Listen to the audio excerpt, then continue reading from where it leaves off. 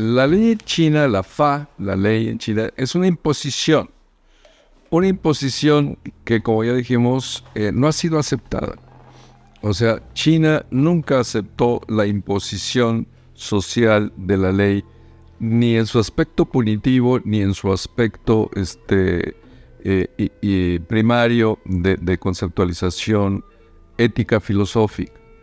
Ya decíamos que el tema de Confucio es que él, al privilegiar a la moral, establece la creencia de un ser bueno, de un ser moral que debe ser comprometido con el deber ser. Y con ese compromiso compromete al poder, ¿sí? Y eso es también una gran diferencia entre el Estado chino y el Estado occidental.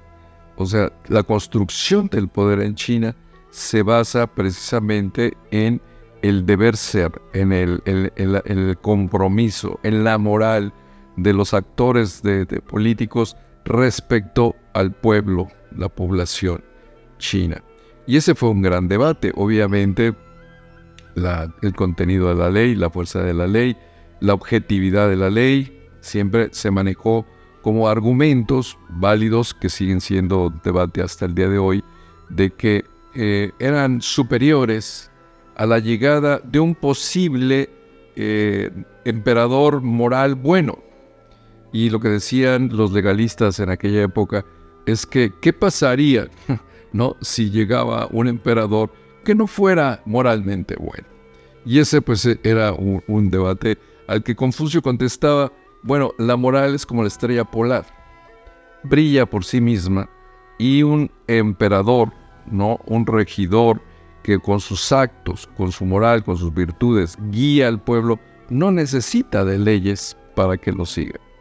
Y entonces este debate se hizo realidad pública, ¿sí? Y entonces lo que vemos en el caso de China es que la expresión de la creación de leyes es mínima y solamente la encontramos en términos punitivos, en términos penales, que se generaron algún tipo de integraciones, tipo códigos, como el código Tang de la dinastía Tang en el siglo IX, y que es uno de los más famosos, y hay otras codificaciones sobre castigos, ¿sí?, y de reglas de comportamiento, sobre todo en la parte de ya una sociedad que brincaba este tipo de ordenamiento del deber ser y del compromiso.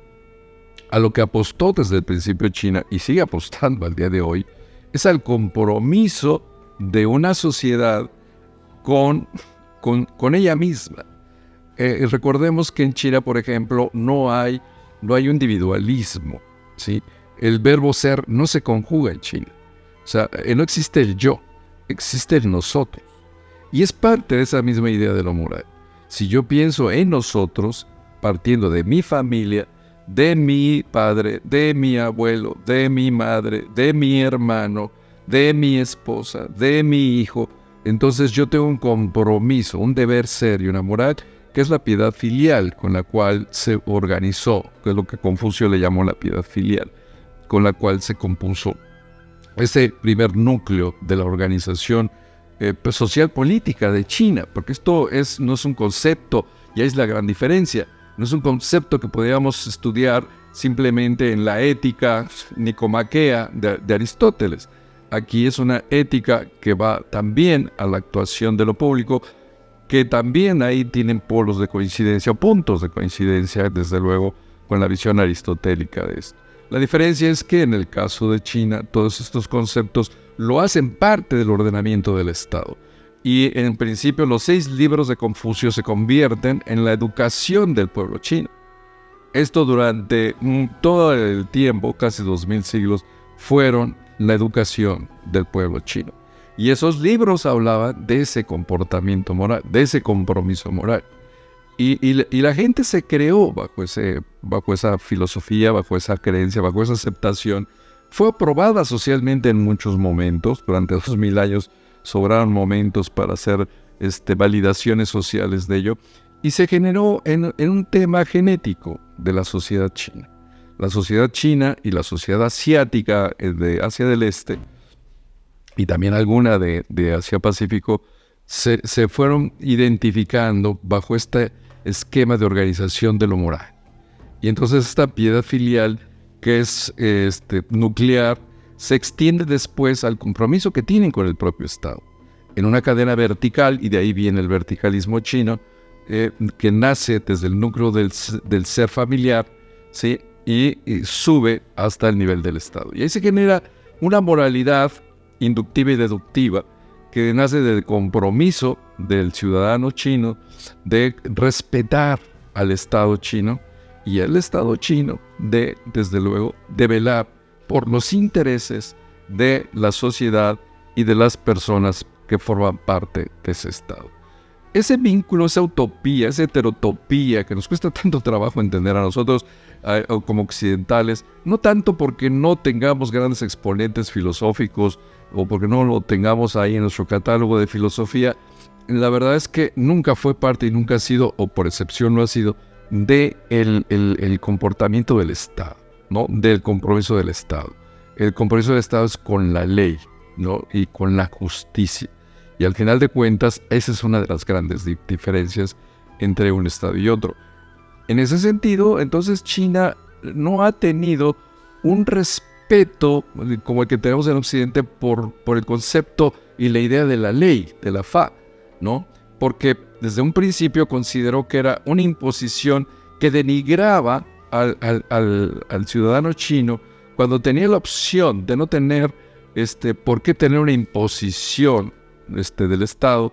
Lo que tenía era la opción de corresponderle al Estado sin que le fuera impuesto un deber o una pena o un castigo. Y ahí lo que vemos es cómo deriva también ya en todo lo que fue finalmente la no construcción de un sistema jurídico. Lo que vemos es que en China se crea un sistema jurídico bajo una idea moderna occidental, hasta la Constitución de 1982. Justo hasta 1982. Y se crea no como parte de una evolución china, sino como parte de una necesidad de dialogar con Occidente ante el gran éxito económico y la necesidad de tener comercio y trato económico con Occidente. Ante esa necesidad de dialogar económicamente con Occidente es que nace la sistematización jurídica a partir de la primera Constitución de 1982. No es que fuera estrictamente la primera Constitución, aparece una en 1914, que es la Constitución de Nanjing, pero esa nace en el pleno declinamiento de cuando caen las dinastías chinas en 1912, y apenas fue una constitución muy, duró unos cuantos meses, y la efervescencia social que se vivía en esos años nunca le permitió operar. Después Mao maneja dos constituciones de carácter soviético, también que vinieron a validar un poco el concepto geopolítico que se tenía en ese momento para marcar su relación con China y del propio Partido Comunista Chino. Y después tenemos otras dos constituciones de 1976, que es una constitución política para poder, 78, perdón, para poder tener un cierto mensaje y control ante la muerte de Mao de 1976, y luego lo que es en sí ya la primera constitución moderna occidental, que es la de 1982, que por cierto nace sin un reconocimiento de la inversión extranjera y nace desde luego sin un reconocimiento de la propiedad privada, ¿sí? Porque pues eran elementos que China nunca había tenido la necesidad de manejar bajo el concepto occidental.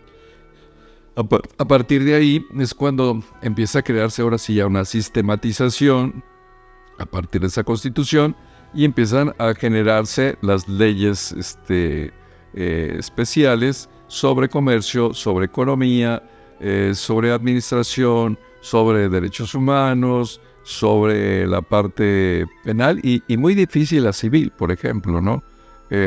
China no tuvo un código civil hasta apenas hace un lustro. En el Inter, la dificultad de regular todo un concepto de propiedad privada que había sido mucho tiempo manejado de una manera muy diferente, costó mucho trabajo ahí a las áreas encargadas de estar generando la creación de leyes para poder armonizar el concepto civil occidental con el concepto civil chino. Y a partir de ahí, bueno, pues se dan las grandes diferencias, ¿no? Para los chinos, como para los japoneses y los coreanos, es más delicado, es más grave, es más penoso, es más denigrante, ¿sí?, llegar a un tribunal que para un occidental. Y es más gravoso que la aplicación de una ley. Exhibirse en un tribunal socialmente como alguien que falló a su sociedad es anticonfuciano, es antimoral, anti el concepto central que ha movido a la sociedad china durante los últimos 2000 años.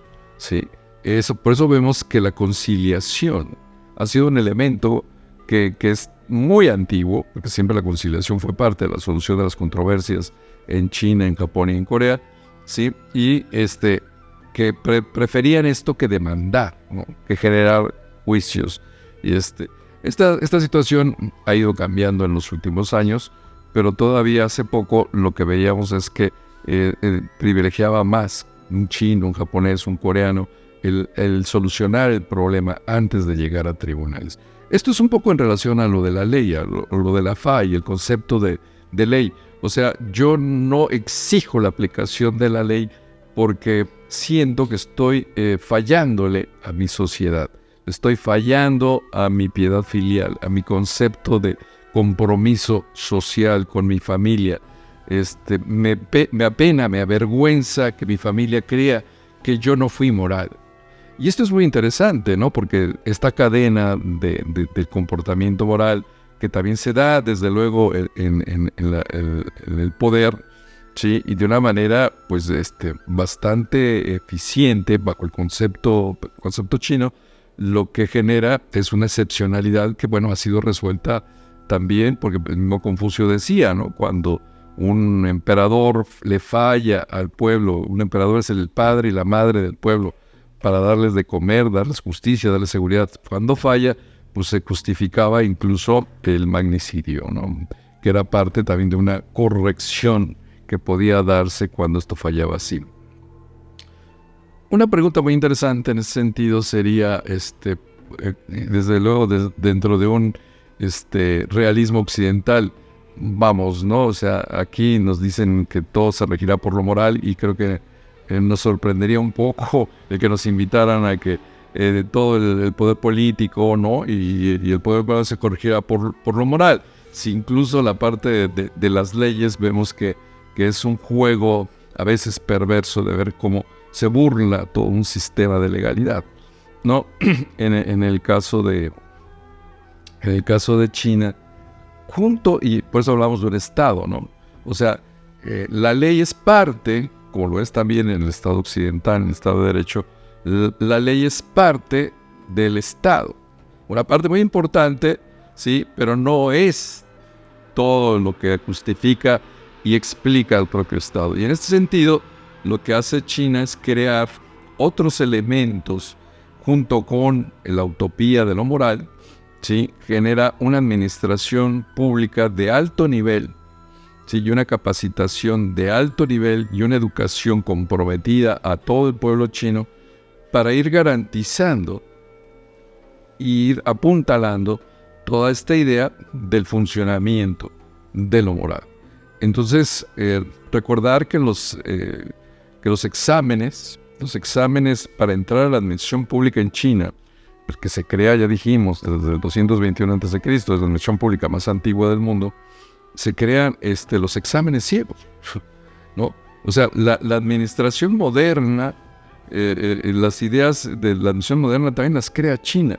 Esto de crear los exámenes ciegos, lo que provocaba es que era la oportunidad para que entraran las personas, independientemente de su ascendencia. Podían ser campesinos, hijos de profesores, podían ser hijos de príncipes, se tenían que preparar, estudiar y luego presentarse a hacer un examen, Y ese examen era ciego y era evaluado por un cuerpo, y que dejaba solamente pasar a los mejores. Esto generaba un gobierno meritocrático que sigue hasta la fecha, ¿no? O sea, también nos preguntamos a veces, ¿por qué la gran eficiencia del Estado chino, ¿no? Bueno, pues por este esquema que junto con este esquema de valores también generó un esquema de control, ¿no? de comportamientos, premiando el esfuerzo, premiando la educación, premiando el conocimiento, premiando el trabajo y dejando que fluyera y que fuera un gobierno meritocrático. Y esto que se sigue practicando hasta la fecha, pues es la explicación o una de las explicaciones de por qué China ha sido el líder en estos 2000 años de el índice económico del mundo, ¿no? O sea, China el 90% de este tiempo, de los últimos 2000 años, ha sido el líder económico mundial. 90%. Sí, es muchísimo tiempo. Y es un dato que luego se olvida. Y ahora cuando lo vemos ya tocando la puerta del liderazgo en la tercera década del siglo XXI, del liderazgo geopolítico y económico del mundo, pues lo que vemos es que no debería sorprendernos, ¿no? Es una consecuencia de toda esta construcción de una civilización que piensa, actúa y hace las cosas diferentes. Y aquí el tema no es si nos gustan o no nos gustan. Pueden no gustarnos. El tema es que ellos las tienen adoptadas así, por decisión incluso de los propios chinos, y con una raíz filosófica, con unas raíces que fueron debatidas y que hoy siguen siendo aceptadas por el 90% del pueblo chino.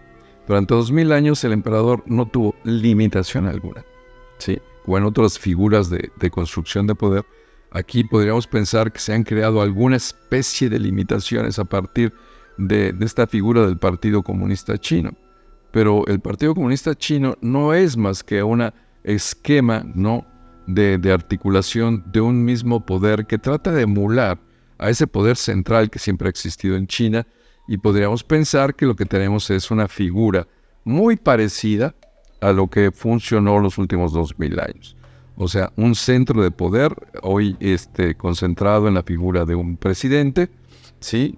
Y un esquema no funcional por cuestiones históricas en las que se han venido acomodando este tipo de engranajes, pero que no cabe duda que hay un poder muy poderoso, centralizado en la figura de una persona que desde luego maneja sus equilibrios como en todos los casos de poder, pero tal vez en una de las expresiones más fuertes de concentración de poder que hay ahora en los estados modernos. Concluyendo la parte de la ley y su aplicación, no ha sido una preocupación central del pueblo chino. Sí ha habido leyes que debían de respetarse y de cumplirse. Hay castigos muy severos, ¿no? En China sigue habiendo la pena de muerte, siempre la ha habido, ¿sí? En este sentido, aquel que no acaba por respetar los valores de la piedad filial y esta sociedad de lo moral, pues es severamente también sancionado, ¿no? Que también es un concepto muy antiguo y validado en el tiempo. Y en ese sentido lo que tenemos es una civilización, una cultura que en sus elementos filosóficos, políticos, primarios, sigue estando muy vigente. Y es tal vez la civilización más antigua, pero tal vez la única, más vigente de las sociedades actuales. De las 7 u 8 civilizaciones actuales se reconocen que todavía están presentes en este momento del siglo XXI.